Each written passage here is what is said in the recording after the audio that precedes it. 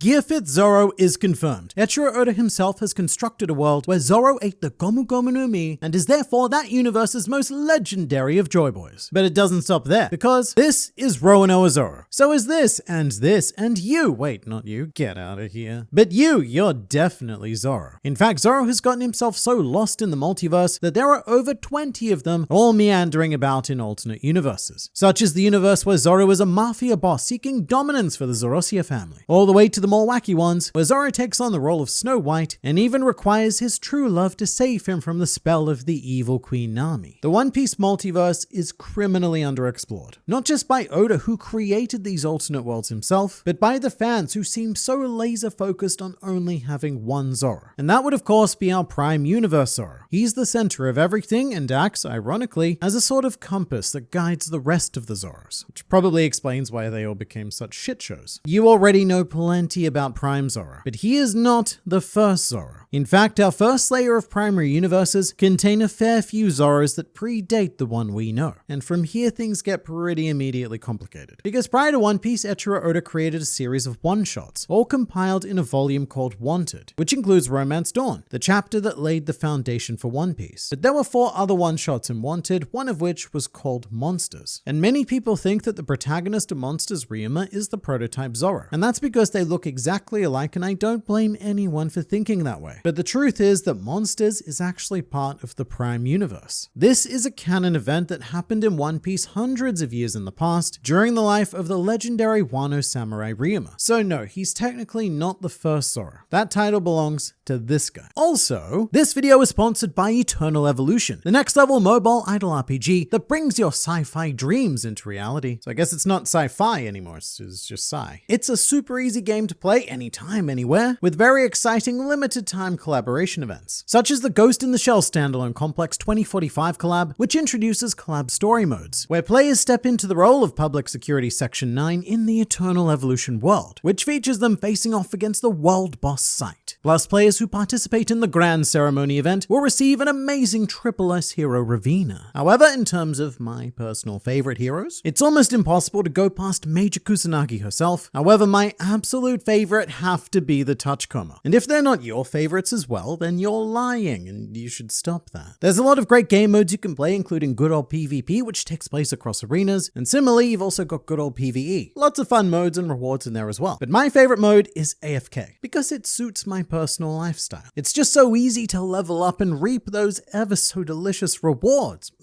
Rewards. And there's also plenty of guild content with daily challenges and guild bosses. So you should download Eternal Evolution now to join the collaboration event, and there's even a special gift waiting for you if you use my code EESAC2045. So do that thing, but for now it's back to you, me. So no, he's technically not the first Zoro. That title belongs to this guy. In another one-shot called God's Gift for the Future, the main character of Bran looks pretty remarkably like Zoro, especially on the cover of Wanted, although his personality is more akin to Nami. That's not all though, because in another of Oda's one-shots named Ikiyako, we have another prototype Zoro in the form of the main protagonist Guko, a monk whose religious motifs Zoro would go on to inherit in One Piece. And that's not all he'd inherit, because another of the prime level Zoros exist in the Boss Luffy universe, a series of anime tales set in 19th century Japan. And not only is Zoro a Buddhist monk just like Guko, but he also wears Guko's outfit from Ikiyako. So we've got some multiversal overlapping here. But one fun thing about the Boss Luffy specials is that at one point Zoro ends up joining Buggy, which is a direct reference to Oda's original plan to have Zoro be a part of Buggy's crew. But here's something that just made my mind go bleh. Guko, the prototype Zoro, may also be a Prime Universe character. This is because in Monsters, which again takes place in the One Piece world, there's a panel where you just flat out see Guko in the foreground. And we're not talking about vague similarities here. He has the same scar and everything. So in conclusion, the Prime Universe has many Zoros, perhaps too many Zoros. So many that when you look at the cover of Wanted, you can pretty much just see Zoro 3 times over, with Ryuma, Bran, and Guko. The Prime Zoro also has alternate timeline variants. In Zoro's perfect universe, all he does is continue to train in the art of the sword, until at age 40 he can use force 4 swords, and by age 60, he started to refer to himself as 5 sword style Zoro, which has also led to the infamous fan art speculating as to exactly where Zoro is wielding his extra blades. Look, let's be real about this. Eventually, one of them's going in the butt. I don't know if it's 4 sword, 5 sword, or when he graduates to 6 sword, but eventually he's just gonna run out of places. Although in Zoro's worst possible timeline, he loses most of his teeth due to always wielding a sword in his mouth, and by age 60, he's a withered old man who will bow to anyone willing to give him some spare change, which is a stark contrast to how much it took Zoro to bow before Mihawk in the Prime universe. Our basic off-the-shelf model of Zoro also appears in the Dragon Ball Fusion universe called Cross Epoch. In this world, Zoro and Piccolo form a duo of outcasts, each of them riding what looks like a reindeer version of the Manticores who only spoke in underwear from Impel down. It's also fun to point out that Zoro's outfit has the Kozuki symbol on it 6 years before we even met Kinemon, and what I like about this is that Zoro and Piccolo fight as a team, meaning that together they form a 4-sword style duo. But with that, we are done with the basic Zoros, and from here things are gonna go pretty off the rails, because we're expanding one layer out to the secondary universes, which take the basic template of Zoro and heavily distort him, such as Gomu Gomu Zoro, who was brought into existence when Oda made a series of what-if scenarios for One Piece magazine, and one of the greatest was what if Zoro ate the Gomu Gomu no Mi, resulting in this terrifying image of 3-sword Zoro with Luffy's abilities, which is a manga series that I would 100% read. Zoro with Luffy's powers on a mission to become the king of the swords, and this is also far from the only universe where Zoro takes charge. In the Family Time world, we have Zorohe, the patriarch of the Straw Hats who are now all biologically related, and Zorohe is described as the dad who hates having a family. However, deep down, we all know that Zorohe loves his family, as seen when his son Furaichiro got into some trouble with a gang, and Zorohe came to his rescue. Also, in this reality, Zoro is either the son of Robin or Brook, who serve as the grandparents. But no matter what the universe is, Zoro has a nasty habit of getting into fights. In the No Honor Time Mafia-themed realm, Don Zorosia is head of one of the 3 great Mafia families, with both he and Don Lufione agreeing that Don Sanjino has no right to lead because he doesn't have a combed back hairstyle. This leads to an argument where Don Zorosia declares war, however he is ultimately betrayed by his agent Robita and killed. And this is the most confusing universe because it doesn't actually exist. Like even more than fictional comics already don't actually exist. Because all of these events take place in the dream of a Moe statue in the real world. So thankfully the Report Time universe is slightly more grounded. This is basically Zoro but in a chibi One Piece world, with a reporter interviewing the Straw Hats early on, like a sort of community news story. And the reporter initially describes Zoro as a quote octo-bastard before being won over by his sheer manliness. And Zoro goes on to prove that manliness knows no gender, when he becomes a little old lady with a perm in the Obahan Time world. Zoroyama spends her days cooking, in this case sushi. However, whilst cooking, Zoroyama accidentally sliced up her entire kitchen. And I believe that Zoroyama was able to cut everything with the exception of the fish. I should say it's very hard to separate Zoro from swords in any universe, especially Zoromichi in the Class 3C Time world, a classic delinquent school student who insists on carrying 3 swords to class, and is specifically told off by the in-universe ace who is one of the teachers. Although next to that in the One Piece school world, Zoro also carries 3 swords, but he's allowed to in this universe because he's a member of the Swordsmanship Club, with Zoro ultimately becoming friends with fellow student Luffy after Foxy vows to forcibly become president of every club, including the Swordsmanship Club. You'd think that Luffy and Zoro become friends in most worlds, but that's definitely not the case. In the Ed Sullivan Show universe, Zorosaku is a poor peasant farmer living under the rule of Gomukawa Luffy-nobi. And after the town champion Usokawa Goemon is captured, Zoro leads a rebellion against the Gomukawa shogunate in order to free him. But there are worlds where Luffy and Zoro become more subtle enemies as well. And in 19th century England, we discover Nakamura Hanzoro, who becomes a suspect in a murder being investigated by the great detective Looms, primarily because Nakamura Hanzoro admits to enjoying slicing up people in the street, but he does specify that he didn't kill this particular person. And he's right, because as it turns out, Nakamura Hanzoro was not the culprit. Interestingly, this Zoro is based on the real-life person Nakamura Hanjiro, which is historically accurate because he would have lived in the same time as Sherlock Holmes, which actually makes it not historically accurate because Sherlock Holmes is fictional. But it's time to abandon any sense of reason, because expanding a step further takes us into the danger that is the tertiary universes, where Zoro starts to become completely unrecognizable. And here I'd like to start with the story of Zoro White, a rare alternate universe where Zoro is the main character. Zoro White is an allegedly gorgeous but misfortunate princess, loved by all animals. However, she is treated terribly by her evil stepmother, Queen Nami, who despises Zoro White because she's prettier. Zoro, that is, not Nami. Although everyone else in the universe seems to disagree on that. It's just the mirror that calls Zoro White prettier. Everyone else is like,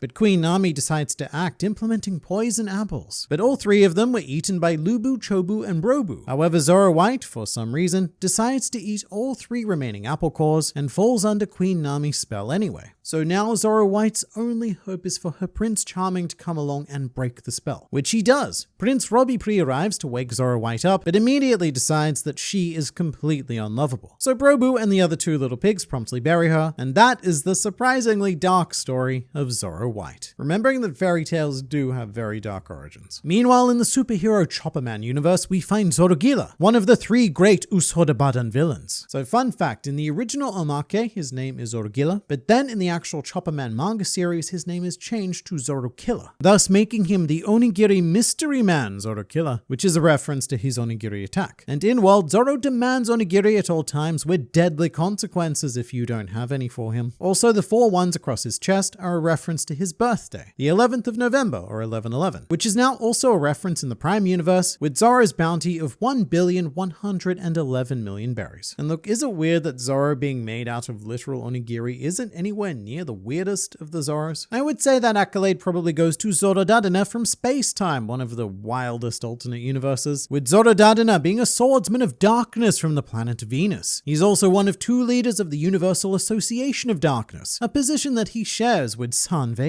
So this is one of the extremely rare universes where Zoro and Sanji just naturally work together without Luffy. In fact, they work together in spite of Luffy, because their plan is to invade the moon. However, it is foiled, by Mugiwara Man, who accidentally destroys the moon before they get an opportunity to invade it. Another universe where Zoro and Luffy are enemies. I find those worlds particularly interesting. However, in the Circus Time universe, they share a more typical friendship, with Zobear and Lu Gao being held captive in Usoglia's circus. And Zobear's special trick is that he rides a teeny tiny bicycle. Zobear often plots with Lu Gao to rebel and escape the circus for freedom, although they are often manipulated by Beast Tamer Namo into performing regardless. Assumedly, Zobear is free now because Lu Gao did go on to become the Circus King, which is also the only universe to date where Luffy has actually achieved his dream, something I forgot to mention in the Luffy multiverse video. But Zoro and Luffy are once again allies in the RPG Time universe, as both are part of a party led by Usopp with the mission of defeating the evil Demon King Brook. Zoro's class is Warrior, assumedly chosen because it gets the biggest of the weapons. However, he later decides to switch to the Hero class when Luffy and Usopp have an argument, meaning that the party now has 3 heroes. Not that it matters because this argument takes up all of their playtime. And speaking of all of the time, mate, this video, it's gone on for a while, hasn't it? And I imagine that you're craving a nice glass of milk. Well, crave no more, because here you are. A fresh glass of milk from this cow. Zoro Milk is his name, and he's an angry minotaur from the Monster Time world who constantly berates Hanzara for being a pervert. It's also noted and purposeful that Zoro looks more like a basic Holstein cow than he does a minotaur, which is that this is the first minotaur to be depicted by Oda, which would go on to be referenced in One Piece itself, as during the Impel Down arc, Minotaurus retained Zoro Milk's basic cow aesthetic. But even a cow cannot prepare us for this next step, as we're expanding into the Beyond universes. Terrifying uncharted territory which expands beyond the basic mediums of anime, manga, and logic, such as the Woodblock print universe, with this Zoro from the One Piece Art Noue exhibition, a series of prints that tell the story of an alternate universe Wano. The Straw Hats land, split up, and Zoro spends most of the Woodblock prints getting lost. But now for my favorite alternate Zoro, which is the Hungry Days Cup Noodle commercial world Zoro. I cannot overstate how much I love this universe, and it's because the world building is on the scale of, if not potentially greater than One Piece itself. Like, the amount they can do in such a short time is astounding. For example, we see that Zoro shares a class with Perona, Cavendish, Gecko Moria, Toshigi, and Rouge at least, and he's also a member of the Kendo Club, with Vista, Daz Bones, and Shiryu. But then Zoro becomes the star of the first Cup Noodle saga. He's in the Kendo Club and loses a prestigious contest to Dracula Mihawk. After losing, he then redoubles his effort to train and eventually collapses on the school roof, vowing to never lose again. Luffy happens to stumble upon him at this moment, thinks that it's really cool, and the two become friends. And Luffy is of course holding cup noodles at the time. And then we have live action Zoro, portrayed by Mackenyu. And at the time of recording this video, the live action is not yet out, so there's not much I can tell you about this one yet. But that is every other Multiverse Zoro explained.